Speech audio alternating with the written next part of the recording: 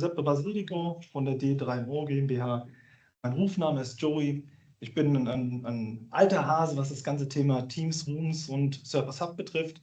Und zwar so ein alter Hase, dass ich die Firma D3MO GmbH gegründet habe letztes Jahr. Und D3MO steht für die 3 Microsoft-Optionen. Teams Room für Windows, Teams Room für Android und Service Hub.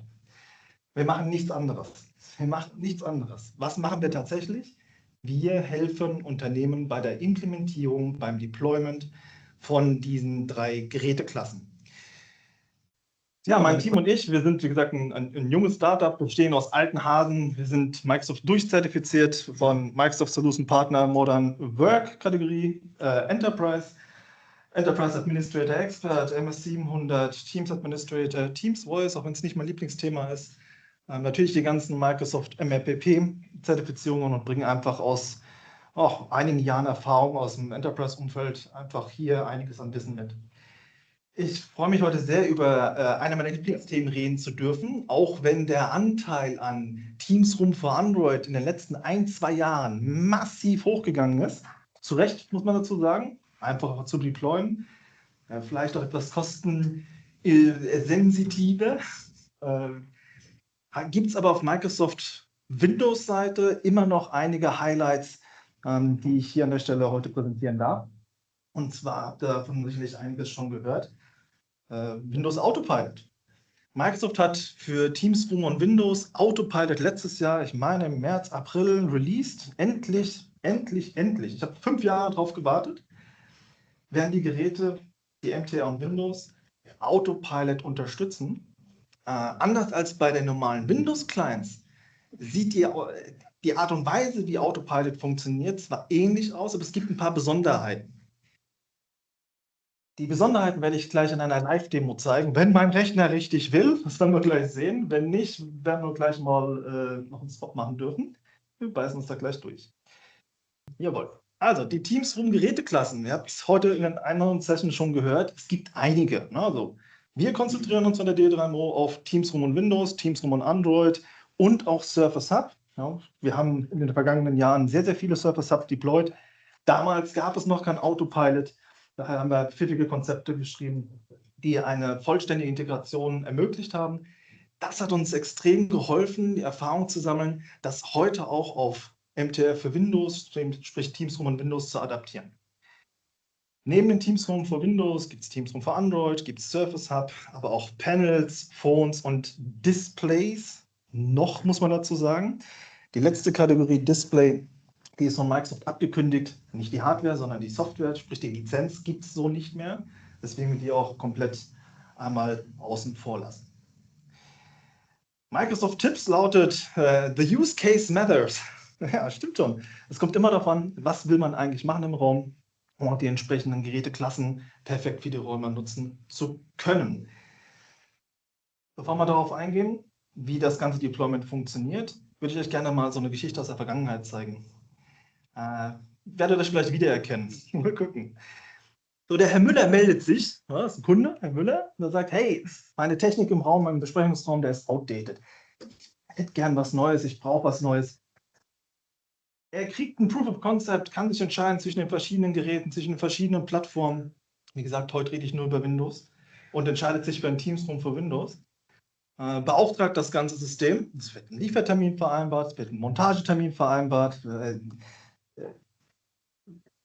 Hausmeister ist informiert, Netzwerk ist informiert. Ihr habt vorhin gesehen, wie kompliziert es bei der Siemens sein kann. Andere Unternehmen haben ähnliche Strukturen, wenn nicht vielleicht so komplex, aber die Grundregeln sind die gleichen. Dann kommt es zur Montage. Der Kollege geht vor Ort, gibt sein Bestes, blitzt, ja, macht alles, hängt alles an die Wand, steckt alles zusammen, kriegt alles super schön verkabelt, kriegt auch Benutzernamen und Daten, Benutzernamen und Passwort und plötzlich geht irgendwas schief.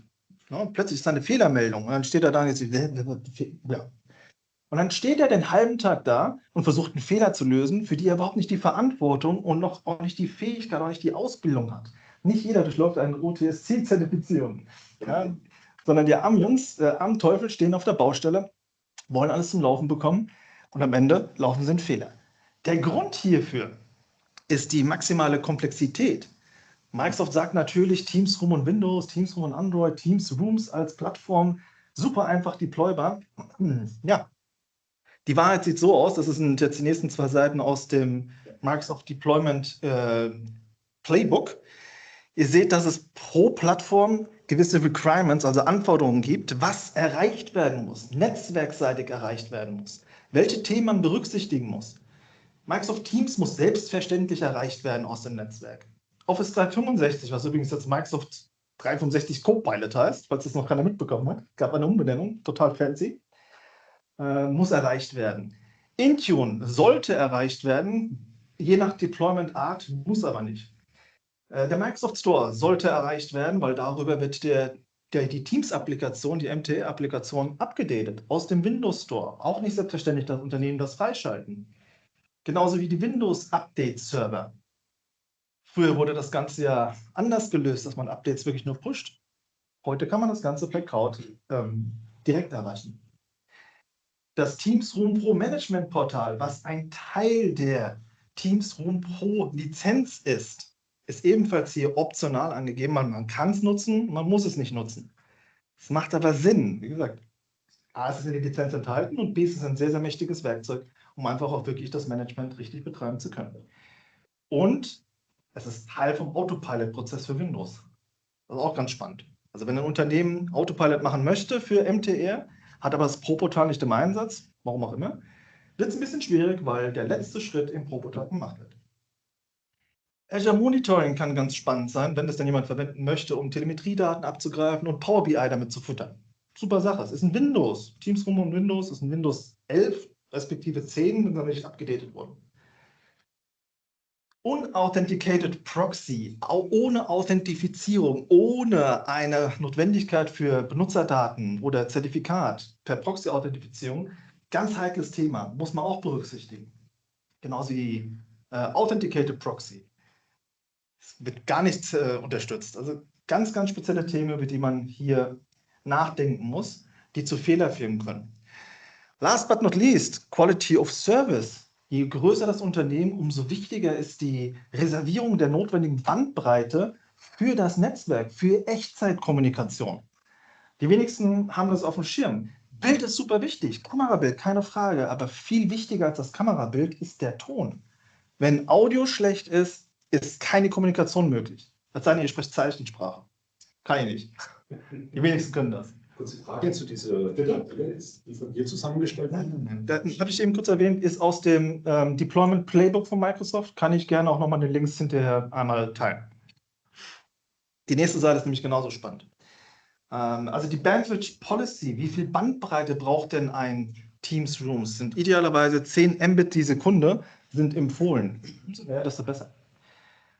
Quality of Service wird an 2 Stellen gemacht. Wie gesagt, kompliziertes Thema, kann man berücksichtigen, sollte man berücksichtigen. Wenn man es nicht berücksichtigt, können halt Sachen auftreten, die man vielleicht so nicht geplant hat.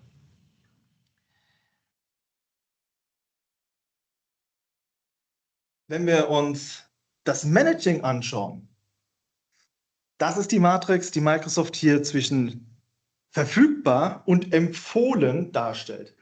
Wir haben vorhin über das Teams Admin Center was gehört, über das Teams Room Pro Portal haben wir was gehört, über Intune haben wir was gehört, Configuration Profile haben wir was gehört. Was wir völlig ausgeklammert haben, sind sowas wie Group Policies, klassische GPOs in der lokalen AD, AD oder jetzt Entra-ID, AAD, schöne Abkürzung. SCCM wird nicht mehr unterstützt als Beispiel, aber es ist verfügbar. Aber auch die Third-Party-Tools wie Pulse, wie sie auch alle heißen, von jedem Hersteller, die Drittanbieterlösungen, die ebenfalls im Management verfügbar sind. Das ganze Zusammenspiel ist wirklich komplex und wenn man erst auf der Baustelle damit konfrontiert wird, ist es schon zu spät. Für die Best-Practice-Ansatz können wir an der Stelle einen schönen Bogen spannen. Das orange eingezeichnet oder das bunt, orange, rot, wie auch immer, bunt eingezeichnet sind die empfohlenen Konfigurationen, das empfohlene Zusammenspiel. Vom Teams Admin Center, Pro Portal, Configuration Files und Intune und AAD. Wir reden hier über fünf verschiedene Komponenten, die miteinander harmonisieren müssen. Das ist auf der Baustelle zu machen, ist wie gesagt schon zu spät. Idealerweise wird ein Plan gemacht, bevor ausgerollt wird. Und was sind denn die wichtigen Attribute hierfür? Ein System muss stabil laufen, natürlich, selbstverständlich. Ein nicht stabiles System bringt keinem was, das ist ein Briefbeschwerer. Aber die Systeme müssen verfügbar sein, sie müssen qualitativ hochwertig sein, sie müssen gutes Bild, guten Ton liefern, sie müssen überwacht und sicher sein. Das ist ja gar nicht mal so trivial. Ja, also die meisten haben den Punkt Sicherheit erst ganz am Schluss. Und ein wichtiger Punkt der Sicherheit ist immer noch Benutzername und Passwort zum Anmelden vom Teams-Account. Ja, überlegen, wie wird denn Benutzername und Passwort in Singapur jemanden übermittelt? Das wird per E-Mail gemacht. Die wenigsten machen das vielleicht noch irgendwie per verschlüsselter E-Mail. Die wenigsten werden das in einem Briefumschlag legen und per Post, per Kurier hinschicken. Also Klassiker, sowas wie SMS, E-Mail getrennt, Benutzername und Passwörter über 2 getrennte Wege zu versenden. Alles nicht perfekt. Immer noch sicher, immer noch besser, als es in einer unverschlüsselten E-Mail irgendwo hinzuschicken, keine Frage, aber alles nicht perfekt. Mit Windows Autopilot für Teams Root for Windows müssen wir keine Benutzernamen und Passwörter mehr versenden, denn der Administrator, der idealerweise Zugang hat zu allen Plattformen, zu allen 5 Ebenen, kann das so konfigurieren, dass die Maschine bereits als sicher gilt. In dem Moment, wo sie eingeschaltet wird, dann wird sie als vertrauenswürdiges Endgerät erkannt und der gesamte Installations- und Update-Prozess wird automatisch starten und die Maschine sogar am Schluss in Teams automatisch anmelden, ohne Interaktion von Menschen. Das klingt schon nach Magie, oder? Nach Voodoo. Wie funktioniert denn das Ganze? Bevor ich das zeige, habe ich noch 3 kleine Seiten, um mal einen Überblick zu sehen, was ist denn so die Schrittreihenfolge, um ein Gerät zu deployen? Wie wird der Ressourcenaccount angelegt? Da gibt es mehrere Wege, über die GUI im Admin Center, über Entra-ID, über PowerShell, in Kombination mit PowerShell. Der letzte Punkt beispielsweise. Das Passwort darf nicht ablaufen. Das kannst du nur in PowerShell setzen und nicht in der GUI. Attribute im Exchange, Set Exchange Resource Account Policies. Aus der Vergangenheit, früher beim Surface Hub, erste Generation, muss man sogar noch die CAS-Mailbox mit einer extra, Achtung, Active Sync Policy versehen, damit die Maschine überhaupt kommunizieren durfte. Ihr glaubt gar nicht, wie viele Kunden ich tatsächlich heute noch habe, die noch 1 im Einsatz haben, 2 bekommen, neue Accounts anlegen und die alte Policy zuweisen. Also, da muss man ein bisschen aufräumen. Passwort darf nicht ablaufen. Die passende Lizenz, Teams Rooms Lizenz muss zugewiesen werden. Wenn Teams Phone verwendet wird, natürlich eine Telefonnummer zuweisen. Dann reden wir hier über Android Device Administrator Enabled, eine Authentifizierungsart in Intune, die auch aktiviert sein muss in Intune, damit überhaupt jetzt in diesem Fall Teams Room für Android funktioniert. Die Liste ist relativ lang, es sind einige Schritte zu vollziehen. Alle wichtig, keinen darf man vergessen, damit das überhaupt funktioniert. Das ist eine Seite für Android. Wir konzentrieren uns heute aber auf Windows. Teams Room für Windows haben wir nicht eine Seite, sondern 2. Genau der gleiche Prozess. Ressourcenaccount angelegt, Account Policies für Exchange hinterlegt, Passwort darf nicht ablaufen, Lizenz muss zugewiesen werden, Telefonnummer, wenn man möchte, ja, nein. Jetzt wird es spannend. Eine Security Group, wo alle Geräte, Ressourcenaccounts collected werden. Das kann man manuell machen, klassisches Sein. Oder man kann das Ganze auch über dynamische Gruppen machen. Ich liebe dynamische Gruppen. Dynamische Gruppen, beste.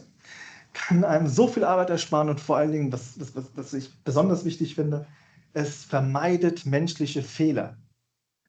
Ein Zahlendreher in der Namenskonvention kann reichen und plötzlich ist die falsche Maschine in der falschen Gruppe, zack, wieder ein Fehler beim Deployment, Fehler im Linienbetrieb, wie auch immer.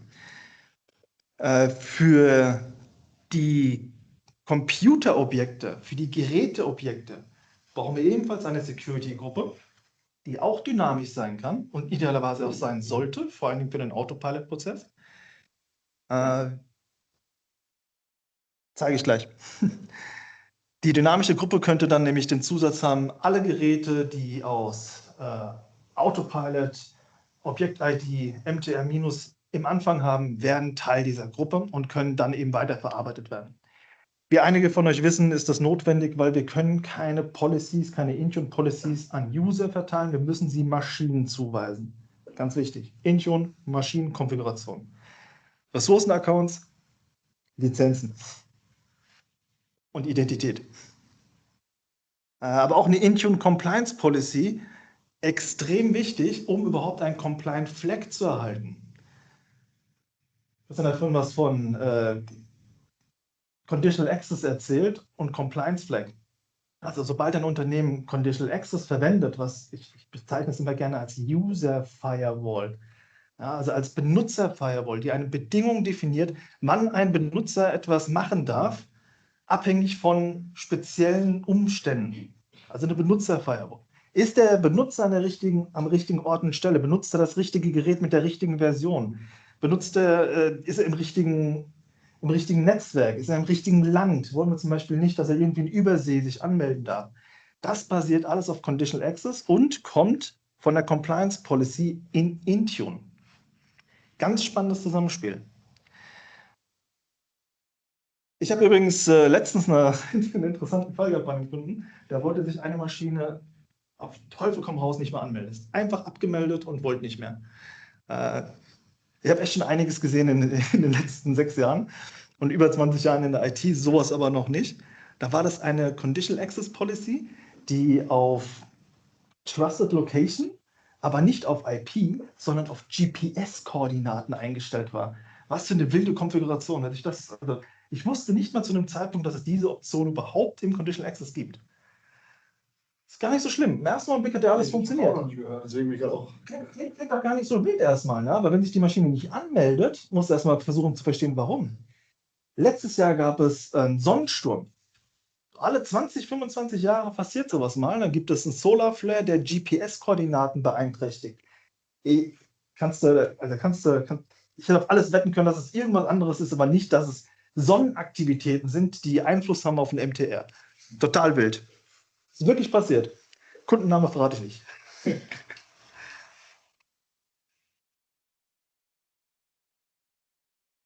Am Ende ist es so, dass die Computerobjekte eben im AAD, jetzt der Entra-ID, gejoint werden, damit sie auch den Compliance-Richtlinien eines vertrauenswürdigen Gerätes entsprechen. Und die zweite Seite will ich euch auch nicht unterschlagen, weil How to Join Azure AD in Intune, wie gesagt, Entra-ID heißt das jetzt, nicht mehr ganz aktuell die Seite, und Intune wird hier manuell beschrieben, wenn man denn kein Autopilot verwendet. Genauso wie die Namensänderung des Computerobjektes. Ja, das ist ja NetBIOS-Name, nicht vergessen, 15-stellig maximal. Keine Sonderzeichen außer einem Bindestrich erlaubt. Was passiert denn, wenn ich eine Seriennummer habe, die 20-stellig ist? Die Nullen werden weggestrichen. Auch ganz spannend. 0 wird nicht interpretiert, alles andere schon. Und nach 15 ist Schluss. Ein wichtiger Punkt ist auch, wer darf denn eigentlich hinterher der lokale Administrator sein? Je nach Deployment Art, Standalone, kann es ein Local Admin sein unter Windows. Ihr könnt Labs verwenden, wenn ihr möchtet. Wird endlich unterstützt von Microsoft oder von den MTRs. Man kann aber auch eine Gruppe per Policy hinschieben und definieren. Diese Gruppe hat Zugang zu als lokaler Administrator. Der globale Administrator und ein Cloud Device Admin als Azure-Rolle hat ebenfalls Zugang zu den Geräten, außer das wurde verändert.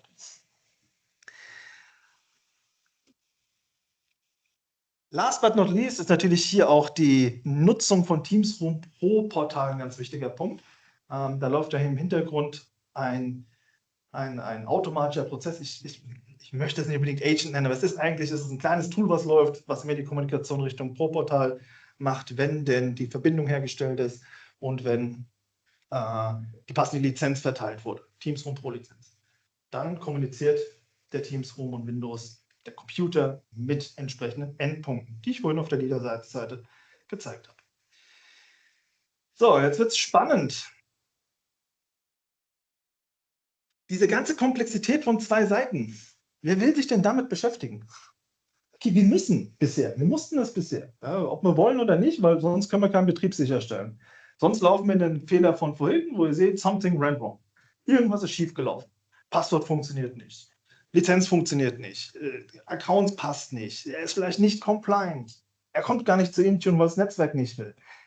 klammern wir jetzt diese ganzen speziellen Fälle mal aus und gehen mal wirklich auf den Kern runter. Was brauchen wir denn als Mindestvoraussetzung? Was können wir automatisieren, was nicht lokal eingegrenzt ist? Netzwerk, Firewall ist immer eine lokale Geschichte, die man extra betrachten muss. Lassen wir mal jetzt außen vor. Wir haben, wenn wir Teams Room und Windows mit Autopilot nutzen wollen, ganz pfiffige 9 Schritte sind beschrieben. Ich habe noch einen hinzugefügt. Und zwar erstmal Schritt 1, die Voraussetzungen prüfen, ob alle entsprechenden Lizenzen, die wir brauchen, hinterlegt sind. Und ganz klar, die Teams Room Pro Lizenz reicht. Wir brauchen nicht noch irgendetwas on top. Teams Room Pro reicht. Teams Room Basic? Nein. Warum? Kein Intune, kein P1. Eine Teams Room Pro Lizenz ist Intune, P1, Teams, alles enthalten, um Autopilot zum Laufen zu bekommen. Der Schritt 2, und die alten Windows-Hasen werden sich hier wiedererkennen, die Autopilot aus einer normalen Windows-Umgebung erkennen, die Registrierung der Geräte per Hardware-Hash-Import. Per Hardware-Hash, was? Also, jedes Gerät, jeder Windows-PC kann anhand eines kleinen Skripts eine CSV-Datei erzeugen, die eindeutig ist, was das für ein Gerät ist. Anhand der Bauteile, der Seriennummer des Herstellers. Das ist der sogenannte Hardware-Hash. Der wird per PowerShell einmal ausgeführt. Es gibt ein paar Besonderheiten bei einem Surface Hub beispielsweise, da kann man das aus den Logfiles ziehen. Lassen wir aber hier raus. Also der Hardware-Hash wird erstmal extrahiert aus einem Windows-PC. Der eleganteste Weg ist es, vom Hersteller einen zu erhalten. Die Königsdisziplin ist, wenn der Hersteller diesen Hardware-Hash sogar in Intune importiert. Aber das ist auch nochmal ein Sonderfall. Wir gehen mal von den 95% der Standardfälle aus. Also der Hardware-Hash muss erzeugt werden an einem Windows-Gerät und wird in Intune importiert. Wir müssen eine dynamische Security-Gruppe erstellen, die die Geräte, die aus dem Hardware-Hash erzeugt werden, die Objekte, die in Entry-ID durch den Hardware-Hash erzeugt werden, sammelt. Security-Gruppe. Sammelt also alle Geräte. Dann haben wir ein Highlight, wie ich finde, wird viel zu wenig erwähnt, das Teams Room Update, die Update-App. Krasser Name. Die Teams Room Provisioning App sorgt nämlich dafür, dass die Geräte, wenn sie denn online gehen, erstmal alles hochziehen und aktualisieren, was notwendig ist für Autopilot und für den Betrieb. Windows-Aktualisierung, Teams Room App-Aktualisierung auf mindestens 4.19 und höher. Mittlerweile wahrscheinlich 5 irgendwas.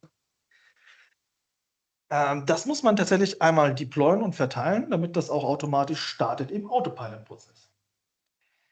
Wir erstellen hierfür nämlich ein ESP-Profil, also ein Environment Status Page, die einige Attribute setzt, was soll der Computer machen, wenn er ans Internet kommt und sich meldet am Server, Achtung, ich will Autopilot machen. Was soll denn alles passieren?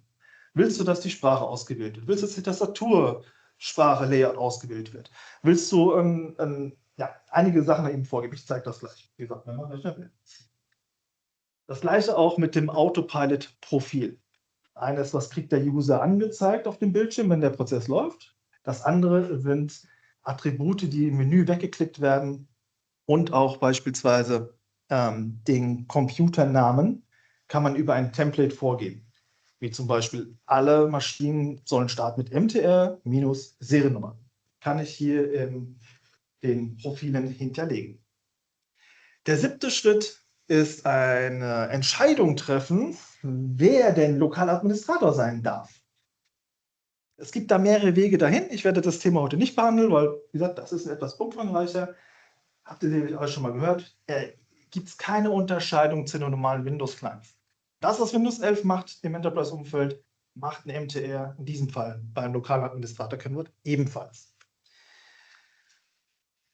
Spannend wird das ganze Thema dann hier bei Schritt 8 in der automatischen Teams-Anmeldung. Den Fall, den ich vorhin beschrieben habe. Keine Notwendigkeit mehr, Benutzernamen und Passwörter rauszusenden. Im schlimmsten Fall werden sie abgegriffen, im schlimmsten Fall landen sie irgendwo im Mülleimer. Ich habe auch schon den Fall gehabt, dass ich eine Excel-Tabelle bekommen habe mit, kein Spaß, mit 80 Benutzernamen und Passwörtern gedruckt. Nicht in Excel gedruckt. In der falschen Schriftart, wo du I und L, O und 0 nicht unterscheiden konntest. Das war ein Riesenspaß. Ich glaube, es ist glücklicherweise einige Jahre her, es ist allerdings im Gedächtnis geblieben. Die automatische Anmeldung wird also im Teams Room Pro Verwaltungsportal eingerichtet. Zeige ich auch gleich. Den Schritt 8.1 habe ich hinzugefügt, weil der wird in der Doku von Microsoft leider überhaupt nicht erwähnt. Und zwar natürlich, wenn ihr eine Intune-Konfiguration machen wollt, dann macht die auch. Die Frage, die ich immer wieder höre, ist, soll man denn Client Management Basic Konfiguration an die MTRs verteilen? Nein, bitte nicht. Macht das nicht. Vergleicht bitte ein Teams Room für Windows, der always on ist, der nie ausgeht, der auch keinen Standby-Modus will, der auch keinen macht den Bildschirm aus per Intune-Policy möchte. Das macht er nämlich automatisch. Bitte keine Standardkonfiguration von einem Computer, von einem Laptop für Otto-Normalmitarbeiter an einem MTR verteilen. Denn was passieren kann, ist, Klassiker, Stromsparfunktion. Klapp den Laptop zu, geh in Stromsparfunktion, mach das Display aus. Das wäre für den MTR nicht gut. Findet da mal, geht mal auf die Suche und sucht mal so eine Policy. Viel Spaß. Der letzte Punkt unten ist dann natürlich das Bereitstellen des Gerätes per Autopilot, Out-of-the-Box Experience, kurz OOBE. Bedeutet nichts anderes wie auspacken, einschalten, nicht mehr anfassen. Klingt nicht so kompliziert, ist es am Ende auch nicht, wenn man es mal gesehen hat. Ich gebe mir jetzt mal die größte Mühe, um das in der Live-Demo zu zeigen. Womit fangen wir an? Wir fangen an mit, was gibt es denn alles für Admin Center? Das Microsoft 365 Admin Center ist das Herzstück, wovon die wenigsten den vollen Umfang sehen dürfen. Also die wenigsten Administratoren. Christian hat es vorhin mal sehr schön erwähnt. Es gibt so viele Administratoren, liegt aber auch daran, Microsoft hat 35, wenn ich mich recht entsinne, 35 Rollen, Administratorenrollen in Tenant. Das ist eine Gewaltenteilung. Es gibt Exchange-Admin, es gibt Teams-Admin, es gibt Benutzer-Admin, der Passwörter zurücksetzen darf. Dann gibt es Security-Admins, dann gibt es Compliance-Admins, dann gibt es den Intune-Admin und so weiter.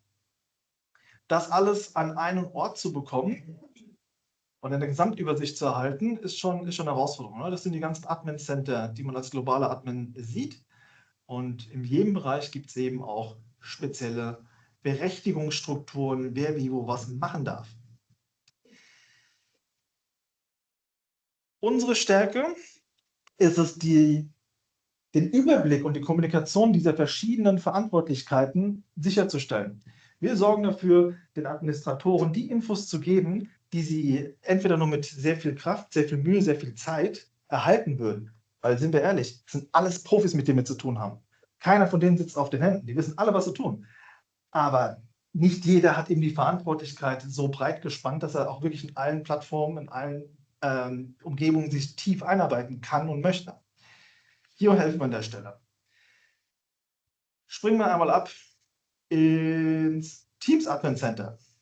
Aus dem M365 Admin Center gibt es Absprungmöglichkeiten in die anderen Admin Center. Die URLs heißen fast alle gleich admin.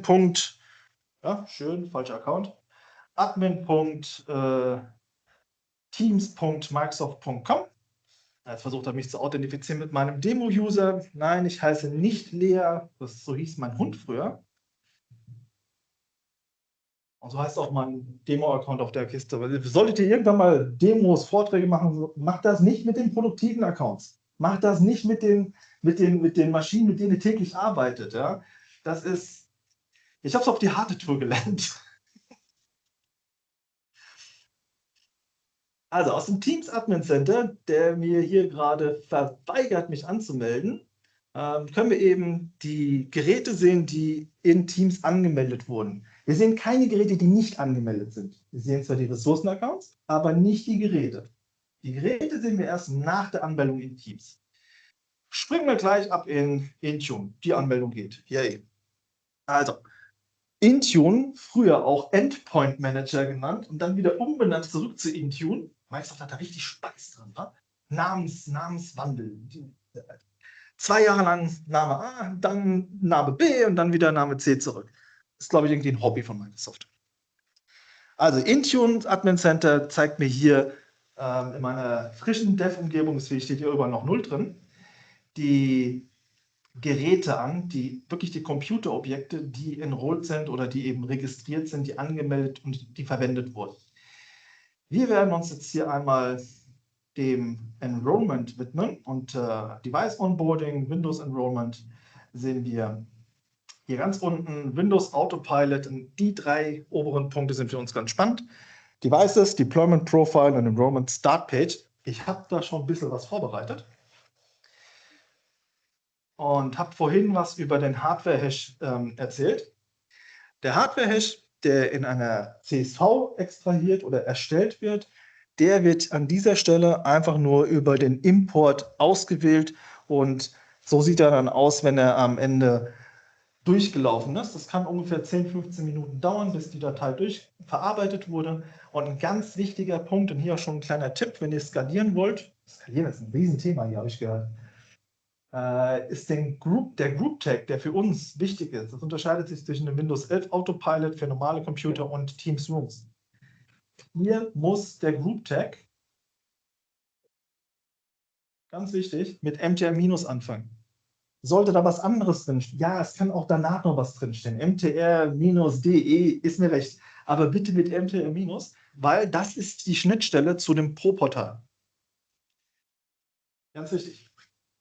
Wenn hier der Group Tag nicht gesetzt ist, wird dieses Computerobjekt niemals im Pro-Portal auftauchen. Der synchronisiert da nicht hin. Also wenn das Ganze einmal durchgelaufen ist und hier verarbeitet wurde, dann einmal auf Sync drücken und dann können wir das Ganze dann gleich im Pro-Portal einmal weiterverfolgen. Was passiert denn hier an der Stelle gerade? Hier passiert was ganz Spannendes und zwar, ich hoffe,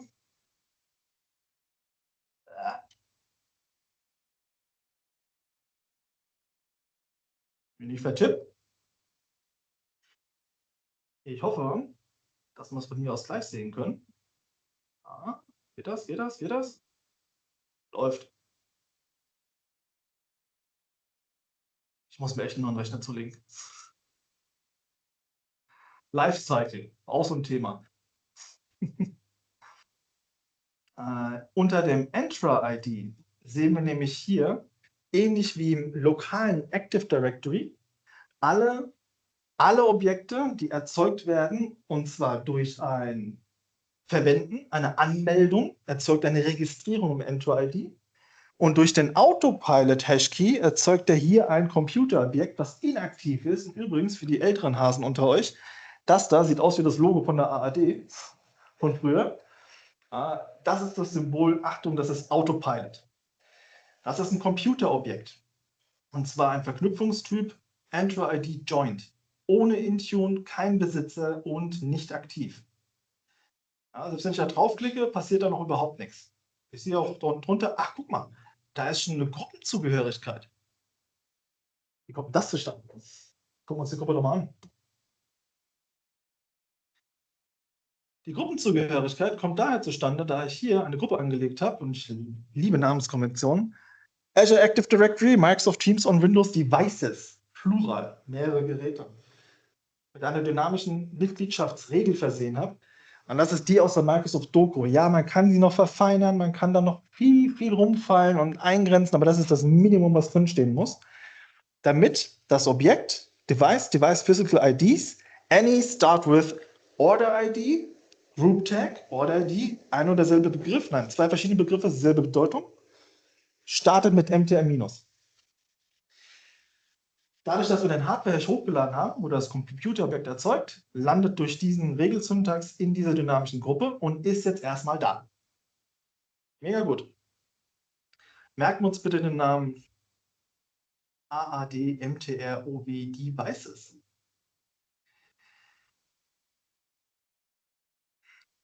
Zurück in Intune, eine Stufe zurück. Und zwar, wir haben jetzt das Computerobjekt über den Hardware-Hash bekannt gemacht. Das ist aus der Sicherheitsperspektive, aus dem Sicherheitsbetrachtungswinkel, ist das ein extrem wichtiger Punkt. Diesen Hardware-Hash, den kriege ich nur vom Hersteller oder ich habe ihn selber extrahiert. Also es gibt keinen anderen Weg. Ich kann nicht irgendwo anrufen und sagen, schick mir mal deinen Hardware-Hash. Geht nicht. dem Support möglicherweise, aber auch nicht in jedem Fall. Dann ist es auch der Hersteller. Ja, ist also ein Vertrauensindikator. Habe ich den Hardware-Hash, weiß ich, das Gerät ist corporate owned, nicht bring your own device, personal owned, corporate owned. Ist übrigens auch ein wichtiger Beisatz. Sobald ein Hardware-Hash verwendet wird, wird der Computer Ownership automatisch auf corporate owned gesetzt.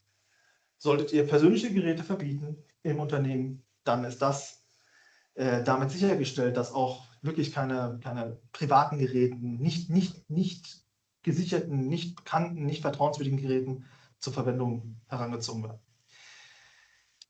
Im Deployment Profile habe ich auch ein schönes Ding erstellt.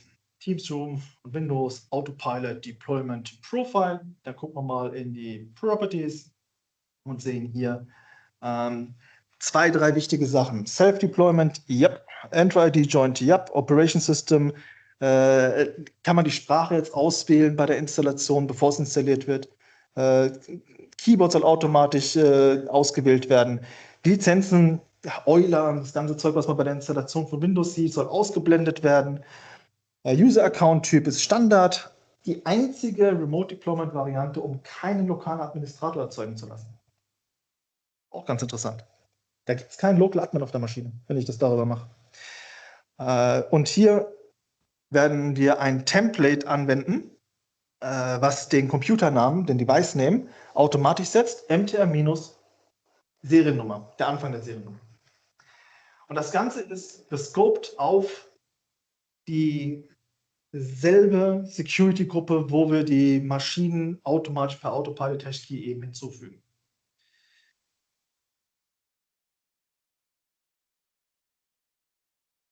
Die Enrollment-Status-Page hat hier auch nochmal ein paar Besonderheiten. Das Zusammenspiel ist ganz wichtig. Danke. Das ist auch in den Properties. Hier gibt es eine extrem wichtige Info, die von Microsoft auf der Doku-Seite leider nicht prominent genug hervorgehoben wird, wenn ihr mich fragt. Und zwar, ja, man kann diese ESP anpassen. Du kannst die Zeiten verändern. Du kannst auch einige Optionen auf Ja und auf Nein verschieben. Wenn da Veränderungen von diesen Settings gemacht werden, dann führt das dazu, dass der Deployment-Prozess länger dauern kann. Also das ist der Booster des Deployment-Prozesses. Das ist extrem wichtig, wenn man es eilig hat, von diesen Settings-Vorlagen nicht abzuweichen. Und einer der wichtigsten Punkte hier unten drunter, habe ich vorhin mal kurz erwähnt, das ist das MTRP Provisioning Tool, was in diesem Prozess als verpflichtend auszuführen ist, bevor der Installationsprozess abgeschlossen wird, angegeben ist. Das heißt, das ESP sagt hier, du musst erst das Tool hier ausführen und erst wenn das Tool durchgelaufen ist, darfst du den Rest durchlaufen lassen. Und solange das Tool nicht fertig abgeschlossen ist, machst du nicht weiter. Und der User darf auch nicht weitermachen. Er darf das Gerät höchstens resetten, wenn es kaputt geht, wenn die Installation fehlschlägt. Aber hier zum Beispiel Block Device, use util all apps and profiles are installed auf Yes. Also hier wird das Gerät vor Fremdeinwirkung während des Installationsprozesses geschützt. Das Ganze geht wieder in dieselbe Security-Gruppe, AAD, MTROW, Devices. Und wenn wir uns mal die Applikation dazu angucken,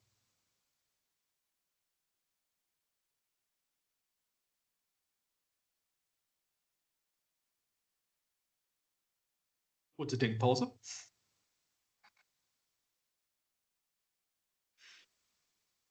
Ist das nichts weiter als ein kleines Windows-App Win32-Tool, was von Microsoft als Download angeboten wird, was neue Applikationen erstellen, die Intune-App hochladen oder die Intune-Win hochladen, am Ende unten auch wieder derselben Gruppe zuweisen. Also alles verweist immer auf dieselbe Security-Gruppe, die automatisch das Computerobjekt erhält, wenn das per Hardware-Hash installiert ist. Das ist ein geschlossener Kreislauf. So, wenn das alles gemacht wurde, sind wir von Intune-Seite erstmal soweit sauber, bis auf An der Stelle habe ich immer einen Kollegen, der mich normalerweise darauf aufmerksam macht. Danke, Daniel, das ist im Gedächtnis geblieben. Also Grüße gehen raus. Die Compliance Policy natürlich. Ich habe vorhin was von Compliance Policy erzählt. Nein, habe ich letztes Mal tatsächlich darauf aufmerksam. Compliance Policy, hast du vergessen? Ja, habe ich. Ich werde alt. Also, wir haben natürlich die Compliance Policy ebenfalls bereits erstellt, die eine der wichtigsten Regeln der Compliance Policy ist, sie darf nicht leer sein.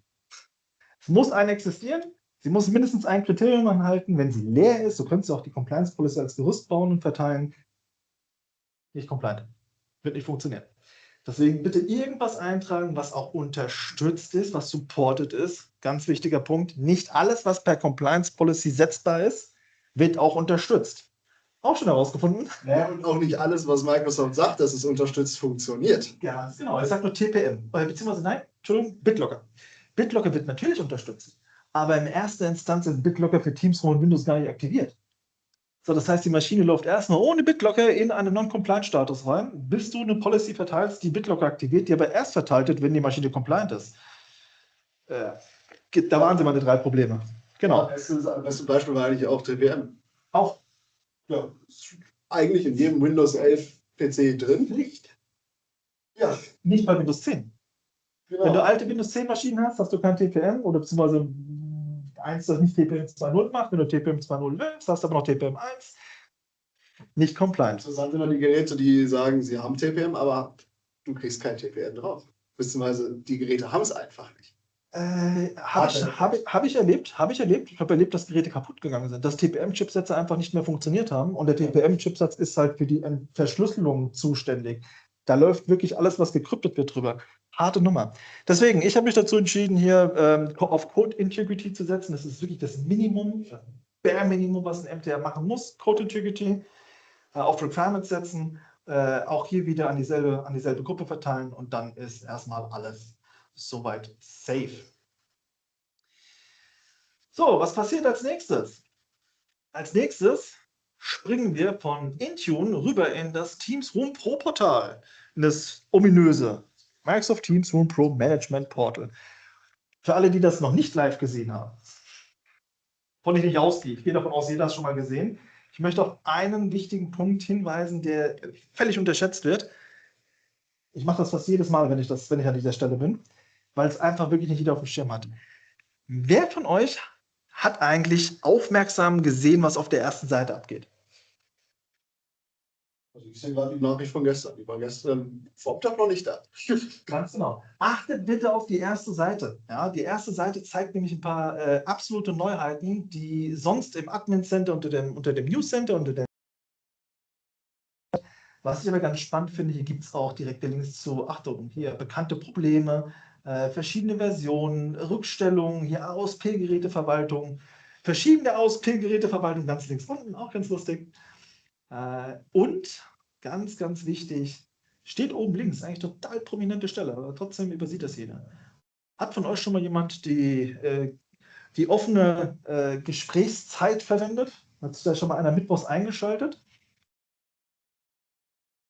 Es gibt hier jeden Mittwoch von 9 bis 10 Uhr Pacific Time, das ist bei uns, glaube ich, 15, 16 Uhr, ein offenes Forum mit der Produktgruppe von Microsoft in Redmond. Das heißt, da kann man tatsächlich in eine große Teams-Runde rein und dort, wenn man schnell genug ist, auch Fragen stellen, ohne ein Ticket öffnen zu müssen. Direkt in die MTR-Produktgruppe. Toller Tipp. Macht auf jeden Fall Spaß, da reinzuschauen. Es sind immer knapp 1000 Menschen, die da drin sind. Schaut euch das mal an. Aber jetzt gut zum Thema. Was machen wir jetzt mit unserem Autopilot-Wunsch? Und zwar hier links unter Planung Windows Autopilot Geräte erscheint das Computerobjekt aus Entra-ID inaktiv mit dem Geräte Group Tag MTR-, hier mit der Seriennummer, mit dem Modell, mit dem Profil, was zugewiesen ist, mit einer Aufforderung, Achtung, da ist noch was zu tun. Wenn ihr hier nichts seht, komme ich gleich dazu. Drücken wir hier drauf, sehen wir auf jeden Fall die Möglichkeit der Zuweisung, Konto zuweisen. Und dann wird hier ein Gerät ausgewählt. Das ist das einzige Gerät in diesem Tenant. Da ist auf einmal der Account. Also hier wird Account und Gerät zusammengeführt. Bisher haben wir nur über den Ressourcen, nur über das Gerät gesprochen, über Objekte, nicht über den Account. Hier führen wir Computer, Objekt und Ressourcen-Account zusammen und wählen das Ganze mal aus. Dann fragt er hier, vorhandenes Konto, kein Wort verwenden. Machen wir. An der Stelle extrem wichtig. Nicht jeder darf das. Hier brauchst du Exchange-Admin-Rechte, um das Passwort zu ändern, also neu zu setzen, oder das bestehende Passwort, um es zu hinterlegen. Ja, also du brauchst hier entweder einen Global Admin oder den Exchange Administrator, damit das Ressourcenpasswort neu gesetzt werden darf. Eine Rollenbezeichnung, die ist einfach hier wichtig, dass es einmal gesehen und gehört habt. So, dann wird das ja einmal ausgewählt, einmal fertigstellen. Ganz wichtig, wenn ihr ein neues Passwort vergebt, dann ist hier die einzige Stelle ever, wo ihr das Kennwort herunterladen könnt. Wenn ihr das überklickt, müsst ihr es neu zurücksetzen.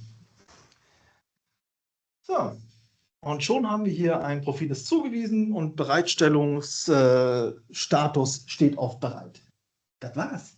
In dem Moment, wo jetzt mein MTR für Windows im Out-of-the-Box-Experience an ist, kommuniziert er zum Teams Room Pro-Portal, kommuniziert zu Intune und will den Autopilot-Prozess starten. Er wird den kompletten Prozess innerhalb von Minuten, ich rede von weniger als einer halben Stunde, habe ich schon beobachtet, komplett durchlaufen bis zur Anmeldung des Computer-Accounts hier im Pro-Portal in Teams.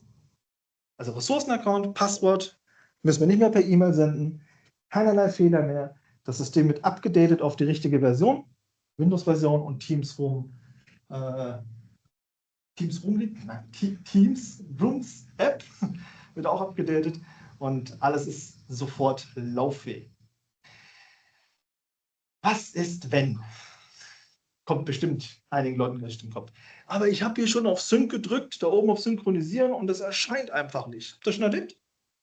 Ich habe ein paar Mal erlebt. Wir konnten noch keiner erklären, warum das so ist. Aber ich sage euch einen kleinen Trick. Zum einen, natürlich der Sync-Button hier oben ist ein Pull. Aus Intune machst du einen Push. Wenn du dir aber unten drunter den Bestand, also Inventar, anguckst, werdet ihr hier auch einen Synchronisationsbutton finden. Trick 17. Ja? Also den ausführen und dann macht er einen kompletten Refresh der Daten und zieht die Daten neu aus dem Exchange. Christian, du hast vorhin was erwähnt über Raumdaten, Attribute, Raumgröße, Personenanzahl etc. etc. Das sind Daten aus dem Exchange. Die werden übrigens später bei Microsoft Places ebenfalls hier mit erscheinen und mit aufgeführt. Welcher Raumname, welche Location, welcher Ort, wird hier alles aus dem Exchange-Verzeichnis ebenfalls hier mit eingetragen. Siehst du ja, Kapazität, Raumtyp, OM-Name, überwacht, ja, nein, welcher Lizenztyp. Und dann gibt es auch sowas wie Bring Your Own Device-Räume, die da noch keine Teams-Geräte drin haben. Super fancy. Aber zurück zu meinem Thema. Wir drücken auf Synchronisation an der Stelle unter Bestand, auf Englisch Inventory. Dann erscheinen die Accounts in der Regel auch hier oben bei Ressourcen-Accounts ganz, ganz schnell. Guck mal, 1453.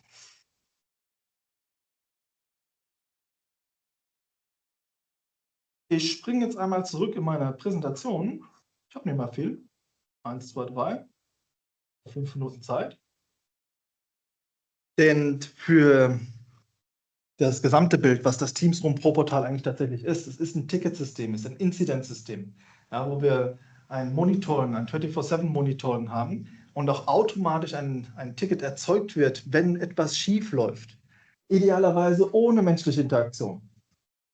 Das Schlimmste, was es gibt in jeder Situation, ist, wenn irgendeiner im Raum ist und irgendwas funktioniert nicht. Dann schwillt den meisten Leuten der Kamm und irgendeiner muss seinen Stress in die Luft machen und brüllt vielleicht sogar einen falschen an. Passiert, klar ist Menschen. Das Teams Room Pro Management Portal hat eben ein 24/7 Monitoring inklusive Ticketsystem anhand von Telemetriedaten auf Geräteebene, Kamera, Mikrofon, Speaker, Internet, Accounts, Display, HDMI-Eingang, Proximity-Sensor und vieles, vieles mehr. Versionierung. Alles das wird überwacht und wenn etwas schief läuft, wird ein Ticket erzeugt und der hinterlegte Administrator per E-Mail informiert, dass was schief läuft. Das erleichtert ungemein die Sichtbarkeit oder die Wartung der Systeme, ne, wenn irgendwas vorfällt, und kann auf jeden Fall auch bei einer Entstörung massiv unter die Arme greifen. Es gibt auch die Möglichkeit der Einbindung in ServiceNow. Es gibt eine API-Schnittstelle, kann man mit ServiceNow verbinden. Für alle, die ServiceNow wollen oder müssen, geht das auch. Und es ist Teil der Lizenz, die sowieso verwendet wird. Kostet also nichts extra, außer jemand verwendet Teams-Room Basic, wovon ich abraten würde, weil dann geht keine 26 Geräte im Tenant, es geht kein Intune, es geht sehr viel nicht, wovon ich abraten würde. Teams-Room Pro im Enterprise-Umfeld sowieso Pflicht. Und hier ist eben auch das Teams-Room Pro Management-Portal mit enthalten. Die Präsentation gibt es im Anschluss gerne zum Download, dürft ihr euch gerne herunterladen und nochmal anschauen. Wir sind fast auf einer Punktlandung, noch 4 Minuten. Deswegen die letzte Information lautet die Roadmap. Habt ihr vielleicht auch schon 5-mal gehört heute. Microsoft entwickelt die Plattform ständig weiter, Teams Room wird weiterentwickelt, Pro-Portal wird weiterentwickelt, Intune wird weiterentwickelt. Wenn ihr wissen wollt, was im Teams Room Umfeld neu ist, geplant ist, bereits umgesetzt wurde, geht auf die Microsoft.de, Microsoft 365/Roadmap. In der Präsentation habe ich noch ein paar Links dazu gepackt. Ich würde hier noch einen Link hinzufügen, den ich leider in meinem jugendlichen Leichtsinn vorhin übersehen habe. Das ist der Deployment Guide, wo ich vorhin die Screenshots rausgezogen habe. Den füge ich da noch mit hinzu. Feel free, da einfach reinzuschauen und euch die nötigen Informationen anzueignen. Wir haben noch ein paar Minuten Zeit für Q&A, wenn denn Fragen gestellt werden möchte.